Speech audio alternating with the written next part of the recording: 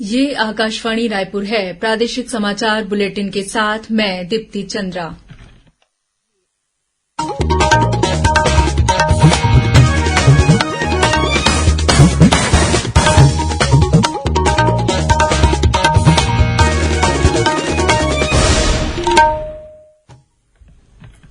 और अब पेश है आज के मुख्य समाचार। छत्तीसगढ़ की 2 सीटों सहित राज्यसभा की 57 सीटों के लिए आज अधिसूचना जारी, नामांकन भरने की प्रक्रिया शुरू।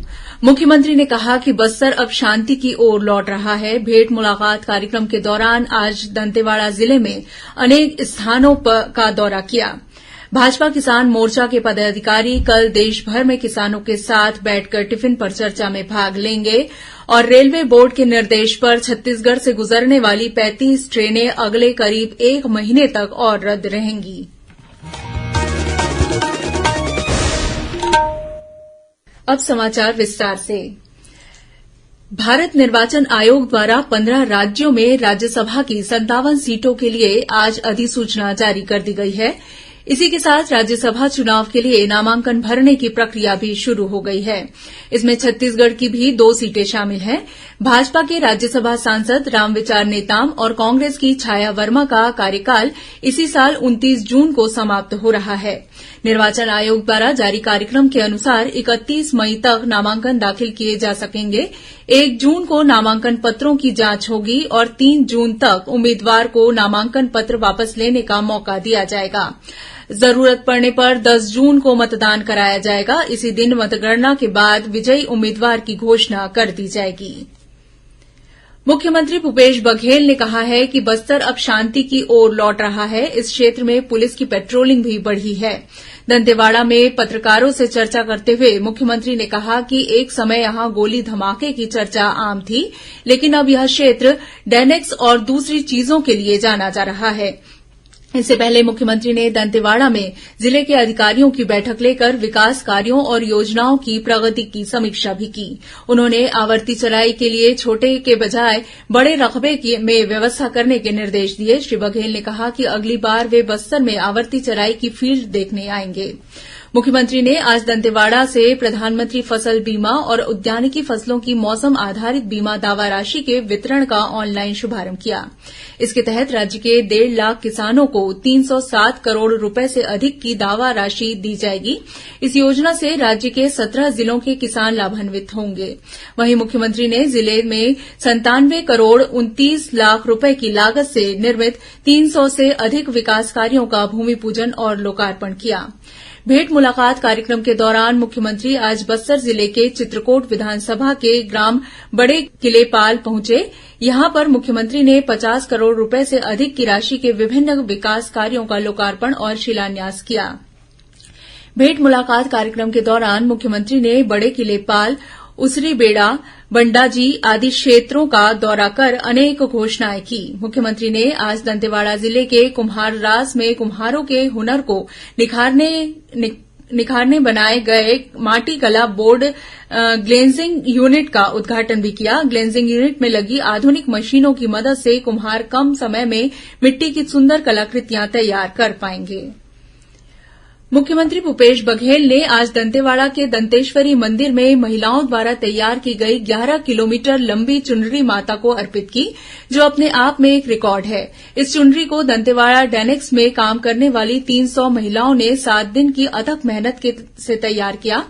मुख्यमंत्री ने इस अवसर पर मंदिर में पूजा अर्चना की और प्रदेश की जनता की सुख समृद्धि और खुशहाली की कामना की। प्रदेश में हर साल की तरह इस साल भी कल 25 मई को झीरम श्रद्धांजलि दिवस मनाया जाएगा।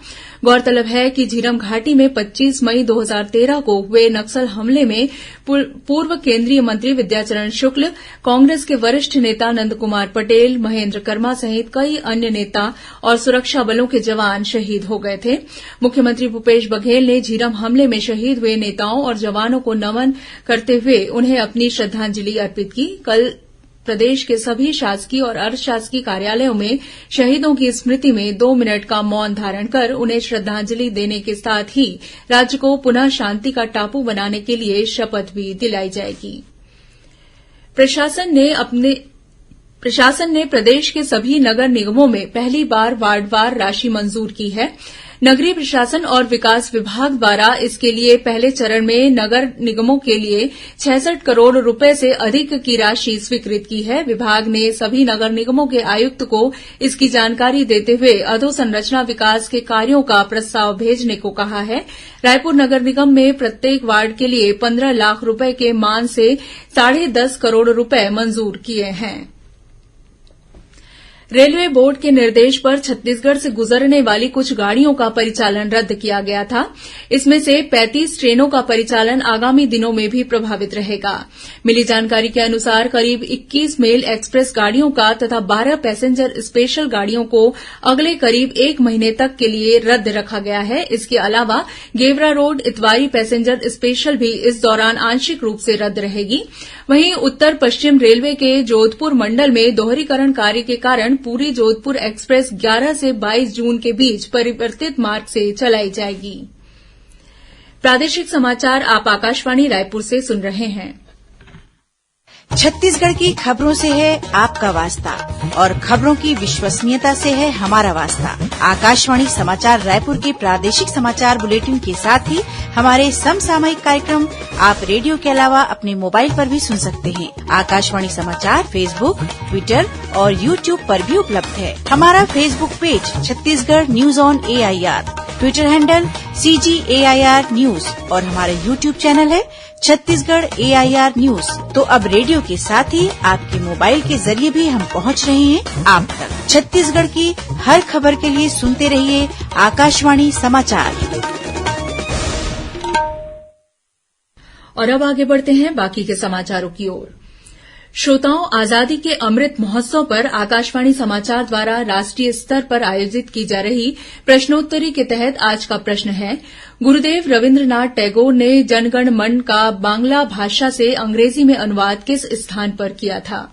श्रोता अपने उत्तर व्हाट्सएप नंबर 8826546262 पर या ईमेल आईडी amritmahotsav@prasarbharati.gov.in पर भेज सकते हैं।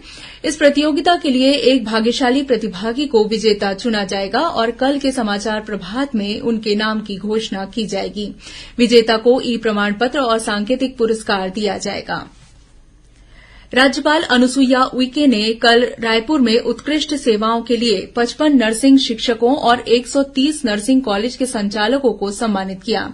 इस अवसर पर उन्होंने कहा कि स्वास्थ्य समाज के निर्माण में जितना योगदान नर्सिंग स्टाफ का होता है, उतना ही उनको प्रशिक्षित करने वाले नर्सिंग शिक्षकों का भी होता है। राज्यपाल ने कहा कि मानवता की सेवा का बड़ा ही पुण्य का काम है और नर्सिंग स्टाफ निरंतर पुण्य कार्य में समर्पण से कार्य कर रहे हैं। भाजपा किसान मोर्चा के पदाधिकारी कल 25 मई को देश भर में किसानों के साथ बैठकर टिफिन पर चर्चा करेंगे। मोर्चा के राष्ट्रीय आह्वान पर किसान मोर्चा के जिला और मंडल पदाधिकारी अपने अपने घरों से टिफिन में भोजन लेकर निर्धारित स्थानों पर पहुंचेंगे और किसानों के साथ बैठकर भोजन करने के साथ ही विभिन्न मुद्दों पर चर्चा करेंगे। भाजपा किसान मोर्चा के राष्ट्रीय मंत्री और छत्तीसगढ़ प्रभारी बजरंगी प्रसाद यादव कल दुर्ग जिले के किसानों के साथ टिफिन पर चर्चा में भाग लेंगे। भाजपा किसान मोर्चा के प्रदेश अध्यक्ष श्याम बिहारी जायसवाल ने बताया कि किसान दिन के समय कृषि कार्य में व्यस्त हो जाते हैं, जिसे ध्यान में रखते हुए राष्ट्रीय नेतृत्व के दिशा निर्देश पर उनके साथ टिफिन पर चर्चा का कार्यक्रम तय किया गया है। स्कूल शिक्षा मंत्री डॉ प्रेमसाय सिंह टेकाम ने आज छत्तीसगढ़ संस्कृत विद्या मंडलम द्वारा आयोजित हुई हाई स्कूल और हायर सेकेंडरी की वार्षिक परीक्षा का परिणाम घोषित किया। इस साल 96% से अधिक विद्यार्थियों ने सफलता प्राप्त की है। कक्षा 12वीं में जांजगीर चांपा जिले के अकलतरा की कुमारी अन्नपूर्णा ने प्रथम स्थान प्राप्त किया है। वहीं 10वीं की परीक्षा में इसी जिले के सपिया विद्यालय के कृष्णकांत राठौर पहले स्थान पर रहे। राजनांदगांव जिले के देवादा गांव में एक ढाबे में बीते दिनों तोड़फोड़ करने और संचालकों पर जानलेवा हमला करने के आरोप में पुलिस ने आज 5 आरोपियों को दुर्ग से गिरफ्तार कर उन्हें जेल भेज दिया है। अन्य आरोपियों की तलाश जारी है। इस बीच राजनांदगांव सांसद संतोष पांडेय ने इस घटना पर चिंता व्यक्त करते हुए इस मामले की निष्पक्ष जांच कराए जाने की मांग की है। उन्होंने आरोप लगाया कि राज्य में कांग्रेस के शासनकाल में छत्तीसगढ़ अशांत हो गया है और हर तरफ अपराधी प्रदेश के वातावरण को बिगाड़ने में लगे हुए हैं। और अब पेश है मौसम का हाल। प्रदेश में नवतपा के पहले ही दिन मौसम का मिजाज बदल गया है और कुछ स्थानों पर बारिश हुई है। मौसम विभाग के अनुसार कल भी एक दो स्थानों पर हल्की वर्षा होने या गरज चमक के साथ छींटे पड़ने की संभावना है। इसके अलावा एक दो स्थानों पर अंधड़ भी चल सकता है। इस समय ऊपरी हवा में एक चक्रवाती घेरा झारखंड और उसके आसपास स्थित है। इसके असर से प्रदेश का मौसम बदल गया है। राज्य में अगले 24 घंटों के दौरान अधिकतम तापमान में किसी खास परिवर्तन की संभावना नहीं है। अब कुछ अन्य खबरें संक्षेप में। मुख्यमंत्री नोनी सशक्तिकरण सहायता योजना में आंशिक संशोधन किया गया है। योजना के तहत पंजीकृत निर्माण श्रमिक की पुत्री की आयु 18 वर्ष से बढ़ाकर 21 वर्ष की आयु कर दी गई है।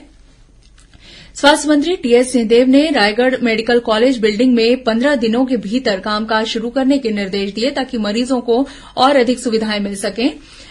और बीजापुर जिले में 2 माओवादियों ने आज पुलिस अधीक्षक डॉक्टर पंकज शुक्ला के समक्ष आत्मसमर्पण कर दिया। इन माओवादियों पर महाराष्ट्र और छत्तीसगढ़ में कई बड़ी वारदातों में शामिल होने का आरोप है। अंत में मुख्य समाचार एक बार फिर। छत्तीसगढ़ की 2 सीटों सहित राज्यसभा की 57 सीटों के लिए आज अधिसूचना जारी। नामांकन भरने की प्रक्रिया शुरू। मुख्यमंत्री ने कहा कि बस्तर अब शांति की ओर लौट रहा है। भेंट मुलाकात कार्यक्रम के दौरान आज दंतेवाड़ा जिले में अनेक स्थानों का दौरा किया। भाजपा किसान मोर्चा के पदाधिकारी कल देश भर में किसानों के साथ बैठकर टिफिन पर चर्चा में भाग लेंगे और रेलवे बोर्ड के निर्देश पर छत्तीसगढ़ से गुजरने वाली 35 ट्रेनें अगले करीब 1 महीने तक और रद्द रहेंगी। इसी के साथ प्रादेशिक समाचार बुलेटिन समाप्त हुआ। नमस्कार।